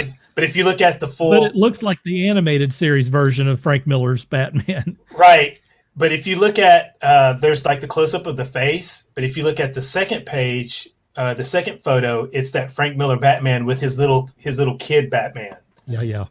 So and I can't remember the name of the strip off the top of my head, but if I remember, I'll put a post to his website on the Taskforce Geek page because on Facebook. On Facebook, because he's got it's a really cute story. Right there, folks. Taskforce Geek on Facebook. Go check it out. Hey, join us on there, by the way. There's a lot of good stuff.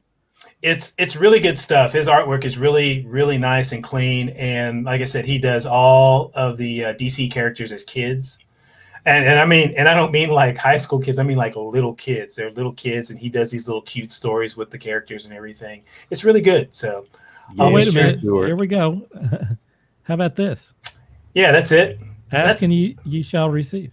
You did those? No, I didn't. Yale Stewart. I thought those were pretty cool. Also cool. Yeah, you should check out his stuff. Blue Line. I like that you can still see his process. Yeah. It's good stuff. What is that? The strip right there? Let's see. That's one of his strips that he's doing there. I dig it. Yeah, his stuff is really, really cool. I found him on accident one time a couple of years ago. Kind of a Scotty Young type. Yeah. Old Scotty Young. Right. That's cool. All right, we're going to go back to Walt. Did you have more to do on this?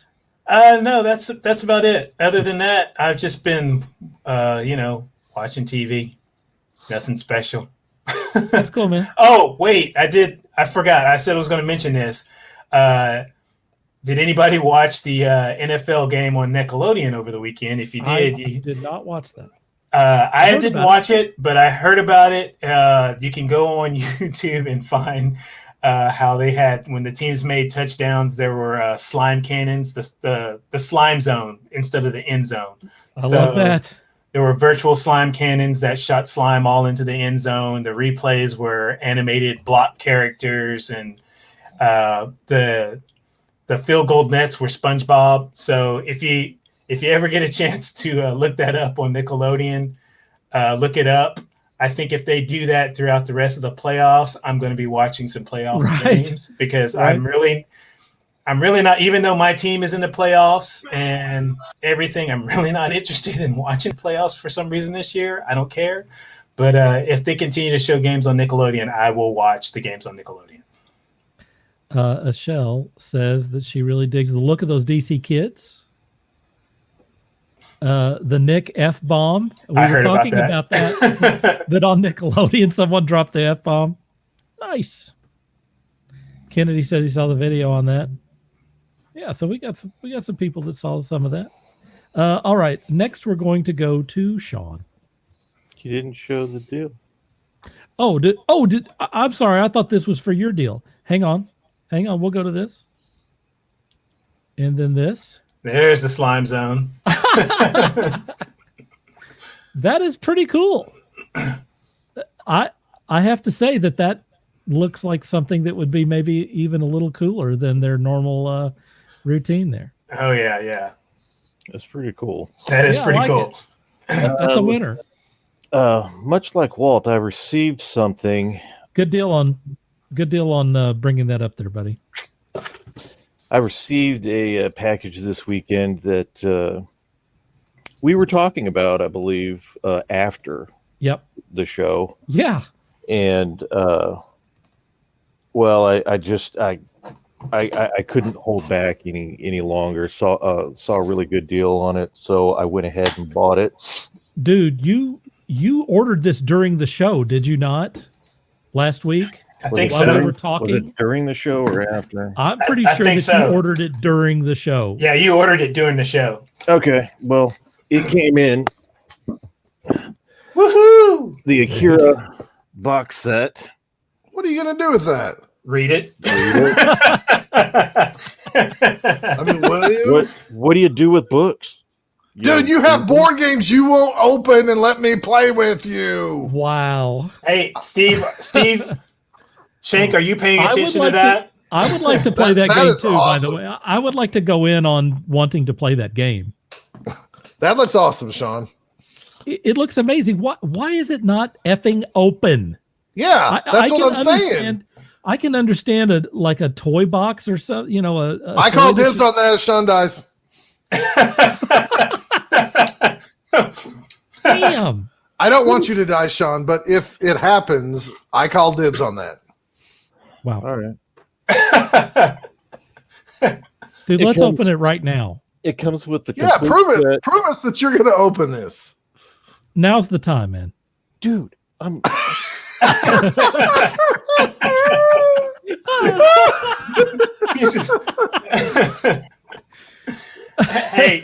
hey, Sean, I'm not going to force you to open it. Uh-oh, there We he want to goes. see the goodies. This is an epic night. We open cards. I and know, now I love it. doesn't that feel good? Michelle says, do it, Sean. Oh, Steve says, want so badly in caps. yeah. Now, when you get done with volume one, Collected, not hoarded. in all Teresa says honesty, collected, not when hoarded. you get done with volume one, I would love to borrow that. oh mother. Steve wants the set if Prime gets hit by a bus. Okay.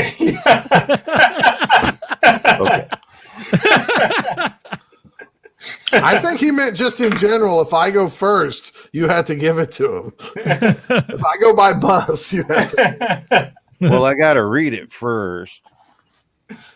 So you're saying I'm never going to get to borrow it? Okay. I mean, it's what, 10 All right. books? How many books? Is it? seven books total, I believe. Okay. They have to be like phone books. Oh, here we go. It Yeah. opens up. Oh, yeah. Show me the other side, baby. Oh. Mm, Oh, come this on. is so cumbersome. It's like a girl with big cups. Wow. Oh, yeah. So I you love got that. all three. So, all the how books. much did Wasn't that it- set you back for? Wasn't it an issue of big cups that you left in someone's bathroom for a while there, Scott? We did that to James all the time. I wasn't We'd going to plant- name him, but We'd plant adult paraphernalia all the time, hoping his girlfriend would catch him and he'd get in trouble. You are so. like big cups. Well, our other buddy Steve, not Steve Campbell, who's been on the show, he'd plant things of the all male variety. Oh, noes. All right. Oh, Sean, that is Oh. pretty. Those are even hardback. Oh my goodness. Mr. Pause and Soak opened it. Wow. How much did that set you Steve back says for? Daddy like. Is that Sean's new nickname, Mr. Pause and Soak? That has been my name for a long time. Wait a minute. Oh, wait a minute. We need a story. Yeah, why is this? Is this going to take all night? No. Yeah, tell us Let me get through this first. All right. We just don't want to get past the pause and soak. They're all hardcover with a slipcase. Very nice. Very nice print. Hardcover. As you Holy can see, crap. the quality of the print itself is We all need this. top notch. Yeah. Everyone need it. I didn't know it was hardcover. The thing weighs about 80,000 pounds. It Well, does. that's It's like about 4 bowling balls. So I'll be able to bulk up if I get that. Dude. Yes, you can use it for working out. I bought it off of Prime, Amazon Prime. It was on sale. I don't know. You may check. It was on sale for $149. Woo!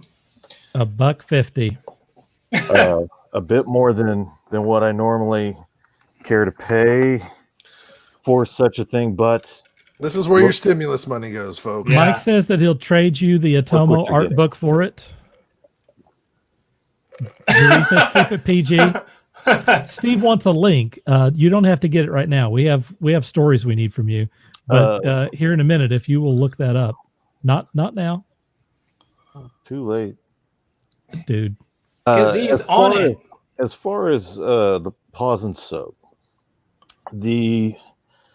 what happened was years ago, my friend who was actually on the show in the early days of this particular show, name of Sean Murphy. We were doing something. We were looking at comics, looking at toys. I don't remember. Anyway, it came time for a decision to be made by me, and I don't react quickly to Really? hardly anything. I am shocked to hear this. Right? You are- And I like to you are so full of contemplate. life. You don't I like think about anything. I like to contemplate things as much as possible to make a solid decision. And Murphy coined it the pause and soak. No matter what happened, it takes a moment for my brain to register that it occurred, and then it takes me another moment to figure out what I'm going to do about it. So yeah, that's how it all came to be. I am not one to make rash decisions.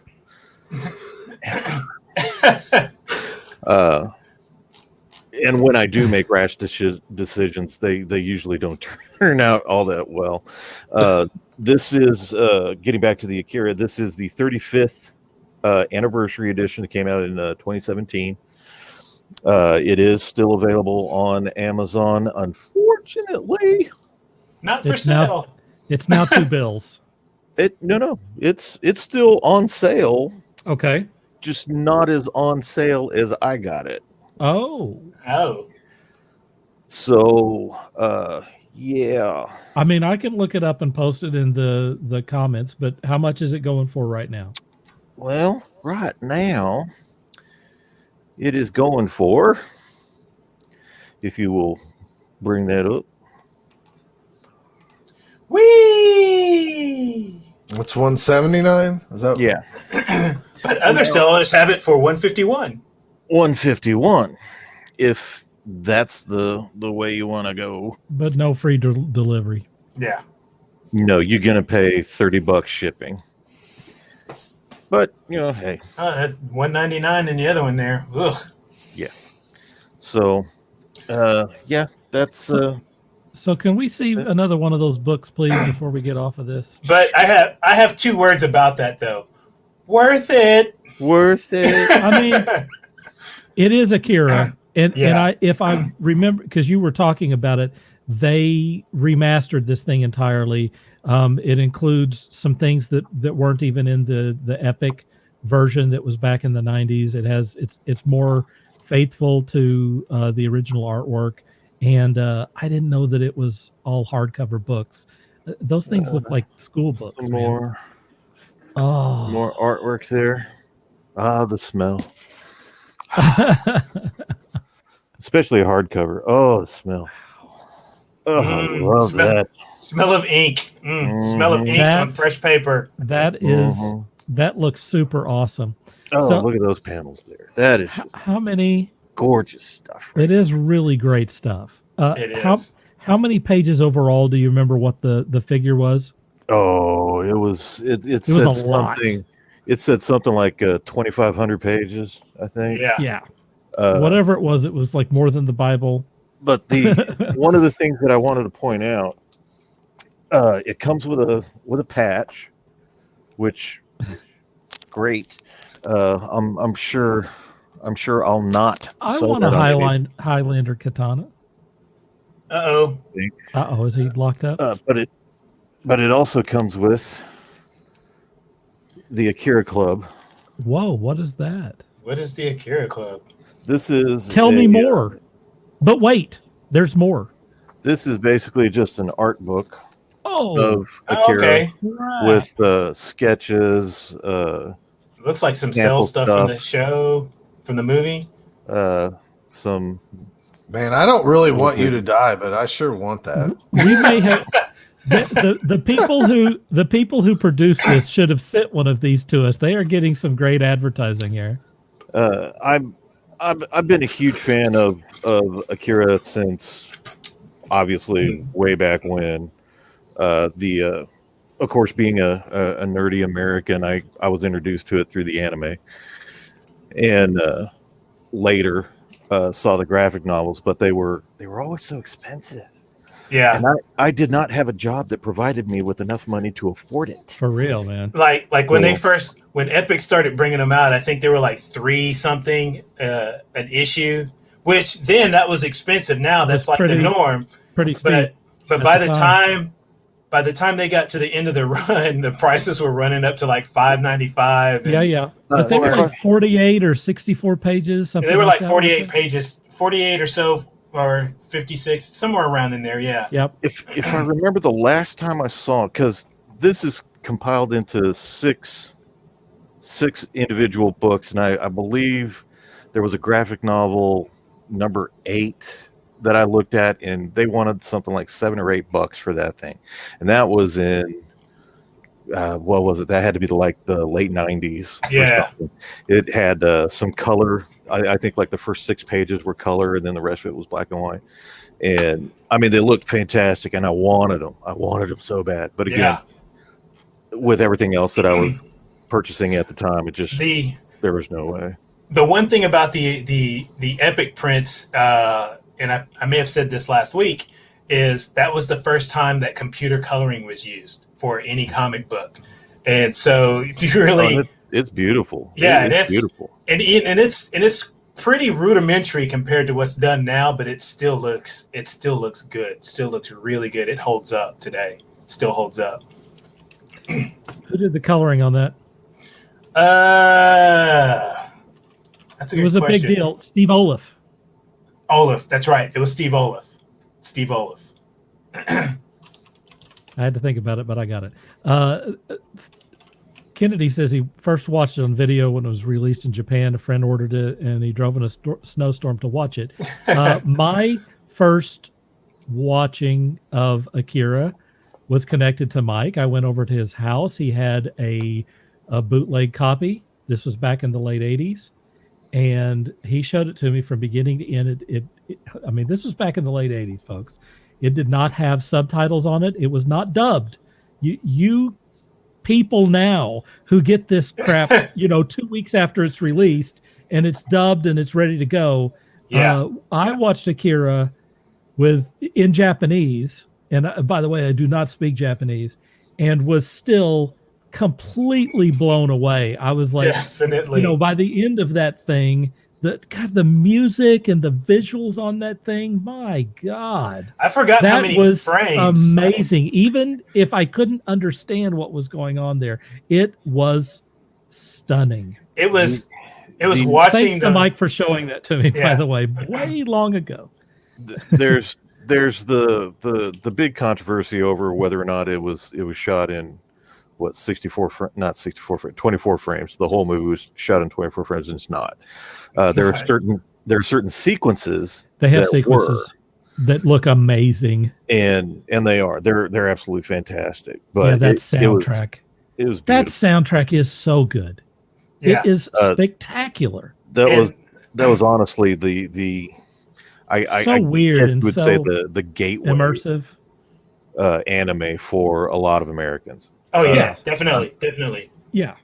And it's one of those things where, like, if you see it on video and you get it, and if there's a Japanese version on the DVD, which I'm pretty sure there is, after you've watched it in English and you know the story and everything, go back and watch it in Japanese, because the animation, it's one of the few anime movies where the mouths, like, actually, if you knew Japanese and had the sound off, you could read their lips, like literally read their lips and know what they're saying. That's how intricate the animation is on that. I believe there is a 4K restoration that is being offered right now for pre-order. Actually, it might already be out by now, but I know that it's at least coming up.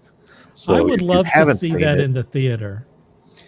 I believe that is preceding the release of the Blu-ray. I can say that I have seen it in the theater, and yeah, it's great. That would be a cool movie to see in the theater. Let's go to Scott. So what are we talking about now? On Blast. What we acquired?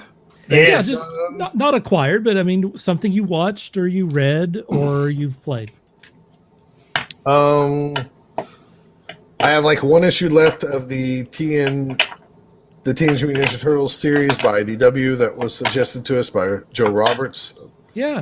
Many moons ago. So Volume 3's been pretty awesome. Who is making noise? I don't know.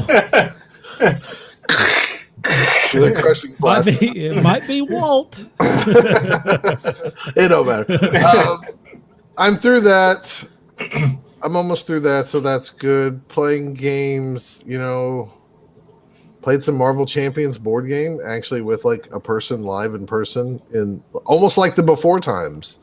So that was pretty awesome. That's a cool cooperative deck building game where it's you versus the AI of the game itself. And we took down the Green Goblin. He was Captain America. I was a Spider-Woman, so each deck's really unique and stuff. It's a really fun game if you haven't tried it. It's a card game. It's what they call a living card game.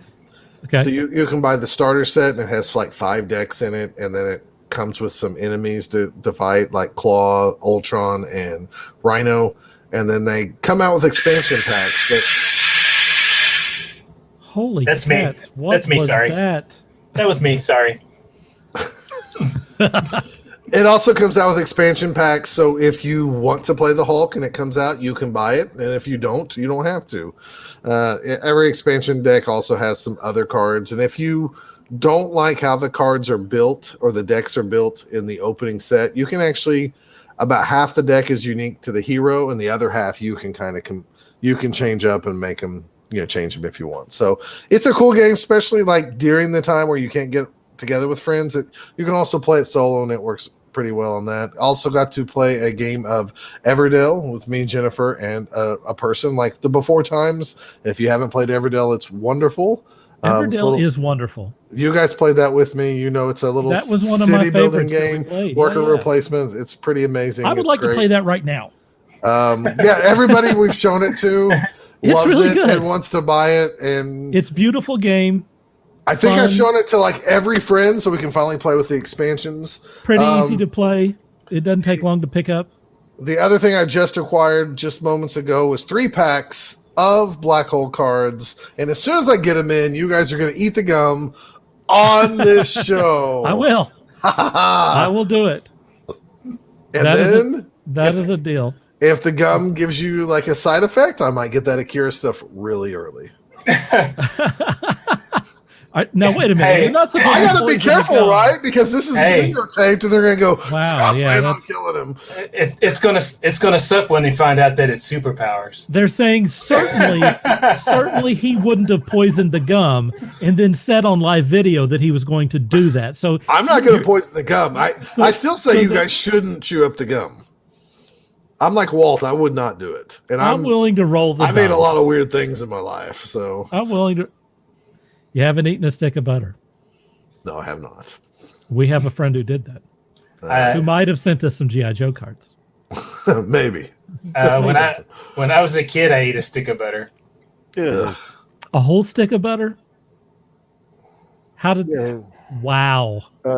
I How don't did rem- that go? I was I a mean, kid. You I was- survived. I was just a little kid. I Still didn't know here, what I was man. doing. Yeah, it was butter. Our friend was not a child when he did No. that. He was a see. functioning adult. Huh? A college male. Huh? Yes. But he also did that for video. See what happens when you put people on live video? See, I didn't do it for video. I just did it because Just challenged. no, wasn't You even do it? challenge. It was just like I'm hungry. There's some butter in there I'll just eat the Is whole it- thing. because you know how kids are. Yep. Did you put Oh, some yeah. sugar or cinnamon on it or anything? No, I was a Or- kid. I just grabbed some butter and just Yeah, leave him alone. He was a child. you know Do you eat it like a popsicle? Like you leave the paper on and pull the All right. paper off and bit into it. all right. Please give us an upvote if you like that story. Steve says still have Mike McFarlane Kaneda figure and his bike. Best Yeah, anime they made some ever. good figures. Yeah, everybody still rips that bike scene in every cartoon Oh, to this day. yes. They rip that bike scene. I mean, it's in Teen Titans. Yeah. I saw it in a Batman movie, animated movie. Everybody rips it. So true. I don't think there's anything animated that it hasn't appeared in. Right. Everybody rips that scene. I mean, yeah. It's So like Shell's talking about a Flux Marvel Edition. Flux Marvel So- Edition. Do you know what that is, Scott? Well, not the Marvel Edition. Flux is a game where you draw a card and play a card, and the rules constantly change. So I could play a card that says draw 5 cards and play 3 cards, or play 3 cards and discard 3 cards. So everybody then, until the rules change, That sounds things kind of go fun. crazy. And then like the one I have is the regular show one. And so if you get 2 matching characters, like if you get Rigby and Mordecai, it's automatic win. So if I can play both of those in front of me, then I win the game. So I would say it's okay if you're a light gamer. You're never, ever, ever going to hear me go, y'all want to get together and play some Flux? Because I'm just not going to do it. I just rather play something heavier. It's not like it's a bad game. And to show that it's not a bad game, there was just Flux. And I bet you there's 30 different editions of that game. There's like Doctor Who Flux. I think there's a Star Trek one. There's a regular show one. There's a Marvel one. There's a Stoner Flux. There's a Monty Python's Quest for the Holy Grail Flux. So it's had a lot of reskins and stuff, and we sell them constantly to this Sounds day. fun. Well, it's a good intro game though. Like you can just shuffle up. You know how like you could do with Uno or Skipbo. Like you might not get your mom to play. Like Everdale because it looks complicated and they'd have to think. But you can go, oh, you can play this game. It's like Uno, and they go, oh, okay. And then and then you draw them, and then they have fun with it. So it's a good intro game, a good gateway game to get them into other gaming. So not bad at all. Like I said, I kept my copy. If I hated it, I wouldn't keep my 1 copy. So I just don't need different versions of the same game for Flux. Good light game. I watched a movie called The Vast of Night. It is right now it's an Amazon original, and it is on Amazon Prime if you happen to have that. It is a movie that's set in the 1950s, and it has a framing mechanism that is like the Twilight Zone. And the whole episode is pretty much like a Twilight Zone episode that runs for an hour and a half. The script, the dialogue in this movie is excellent. The two main actors are also excellent. And the director, who has never done this thing before ever, he's never directed a movie, does these exceptionally elaborate long shots where he has to block all of these actors and stuff, for like 5 minutes or something. I mean, it's extraordinary. And yet he also has long, shots where he focuses in on these people and allows them to kind of breathe and act and builds up the tension and that sort of thing. It's an excellent, the directing is excellent on it. The cinematography is very unusual. It's done by a veteran cinematographer, which lends a lot of kind of ambiance to this thing. It's kind of a dreamy type show. This is not, like this incredible plot or anything, but it will reward you if you have not seen this movie. It's a pretty good, well-paced movie. If you need stuff to be paced like TikTok, you're not going to like this movie. So if you're, if you're the type of person that likes roller coaster ride movies and that sort of thing, do not watch this movie. But if you do like movies that are, kind of slower, has really great acting, really great dialogue, and is kind of a creepy Twilight Zone type thing, this is a movie that will reward you for watching it. I really enjoyed it. I did a full review on this movie on both Quora and on Medium, and I will put a link to it in the notes for the show on YouTube and Facebook. So that's my deal.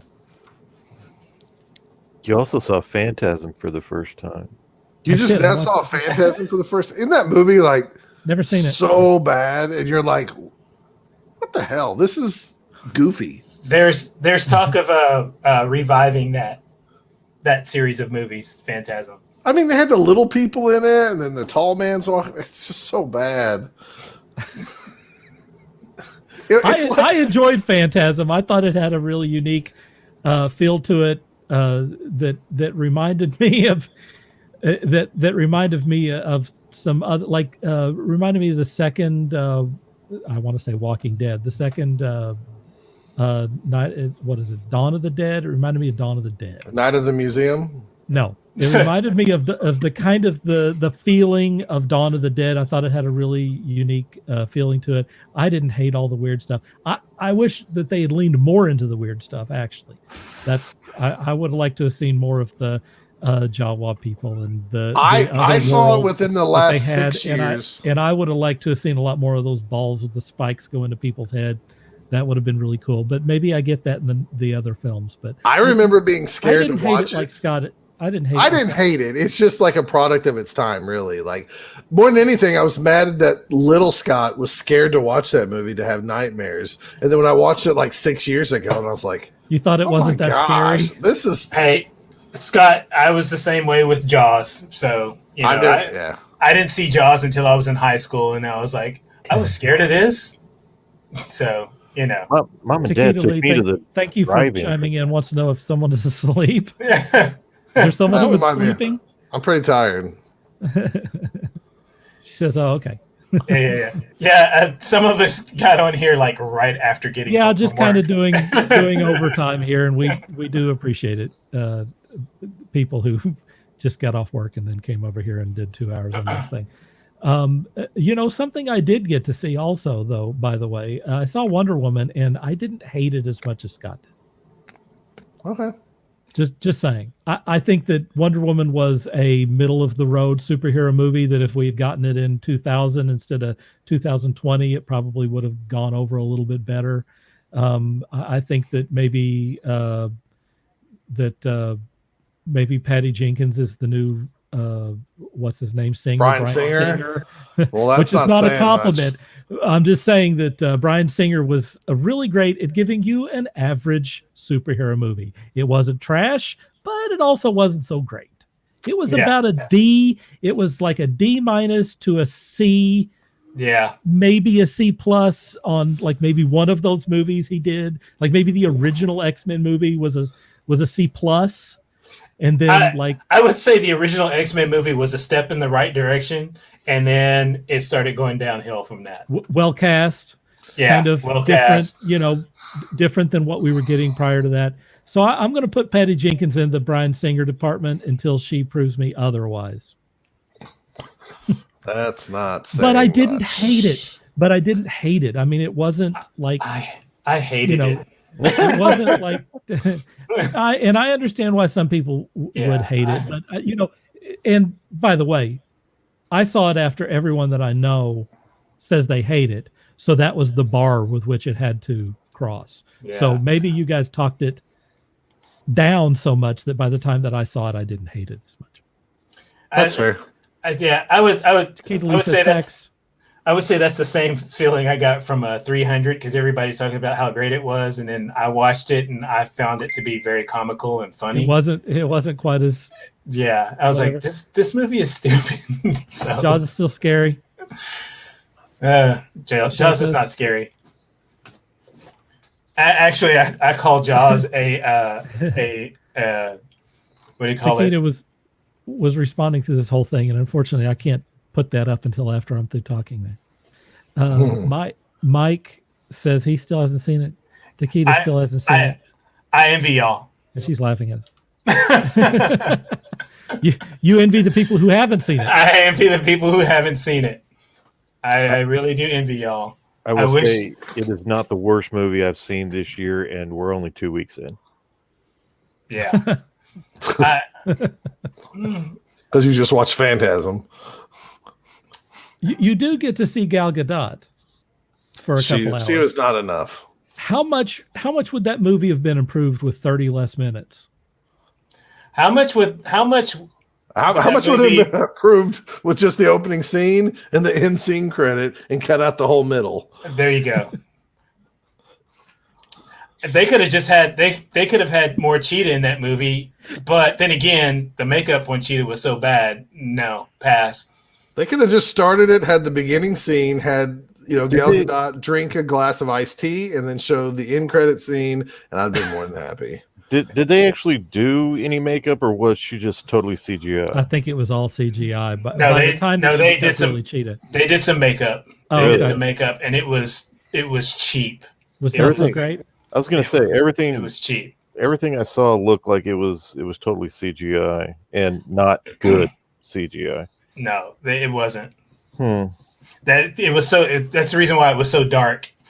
And like I said, they did makeup on her for her, and it was just like I saw that they did a close up of her face, and I literally started laughing.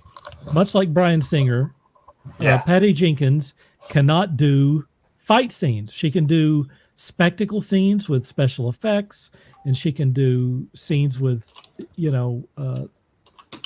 whatever. She can do effect scenes and stuff, adventure scenes. The stuff where they were walking around DC, which I'm sure were driving people nuts, was pretty. But Chris Pine had one line that had me in tears. I was laughing so damn hard. We both laughed a lot on that line. I could not stop laughing. But fight scenes are terrible. The one at the White House. Fight scenes are not good, man. Oh, it was. Bring in an action director like Chad Stahelski. It was so painful to watch. Look up Chad Stahelski. That guy can direct some action. How about the Russo brothers? The Russo brothers, yeah. They know how to do action. Fighting. It's a damn superhero movie. You have to do fighting. What's his name that did G.I. Joe Retaliation? You could get him to do fight scenes. I mean, honestly. Anybody else? Thank you. Who did the raid? Oh yeah, that guy. Oh yeah, that guy's one of the best action directors on the yeah. From Indonesia. No, actually.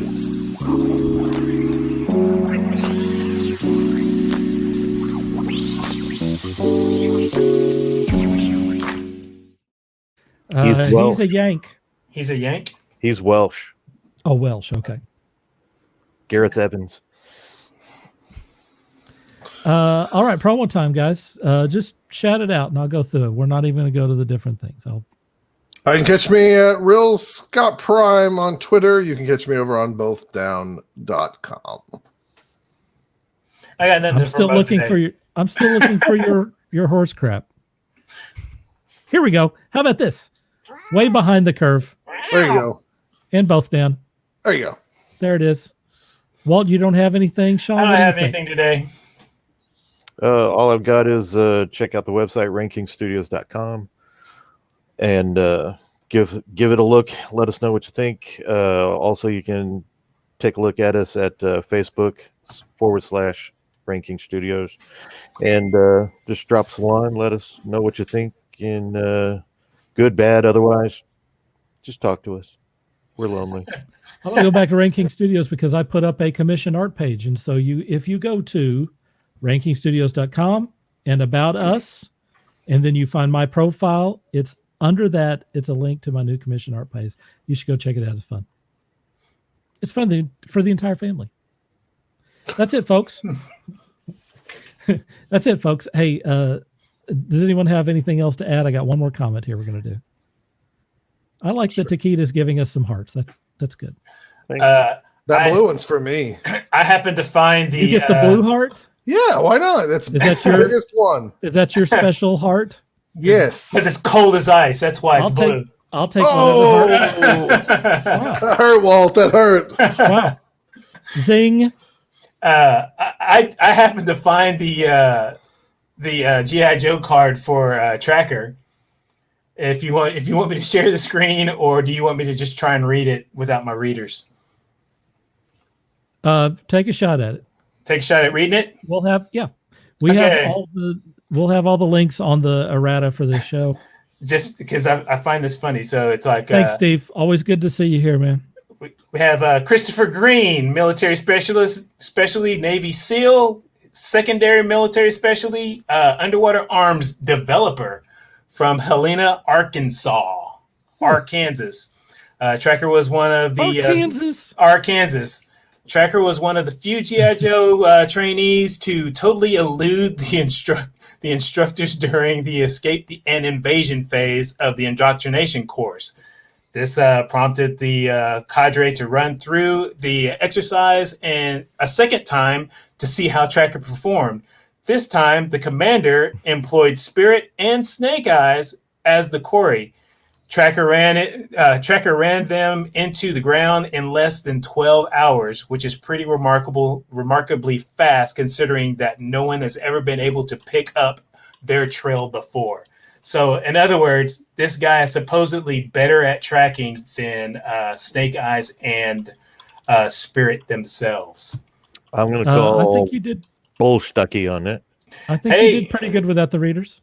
But you have to admit that these cards were pretty much these characters were created by Larry Hama. So, yep. Thank you, Michelle. She says, "Great show." I'd say he'd probably be able to track them, but Takita says, "Thank you for your service." he wouldn't have been able to kick either of them's ass. So let's just put it that way. Hey, thanks to everyone who watched. Thanks to everyone who participated and sent us stuff. We appreciate that. Thanks to the whole panel here. These guys are all tired, and they showed up, and so we really appreciate it. We're like little kids who are time to go to bed right now. Please leave a like or share wherever you see this. We need some likes and shares and comments even after the show over on YouTube. Please follow on that. We Rick. Some people rock, we Rick. Fruit Stripe Car on the group page, Walt Man. And she correct herself, Rock. There it is. That's it. Thanks for watching us. We will see you guys later. For Scott, for Sean, for Walt, and I am Dirk Hooper. Until next time, dream hard. Oh, I didn't have the thing set up. Okay, dream hard.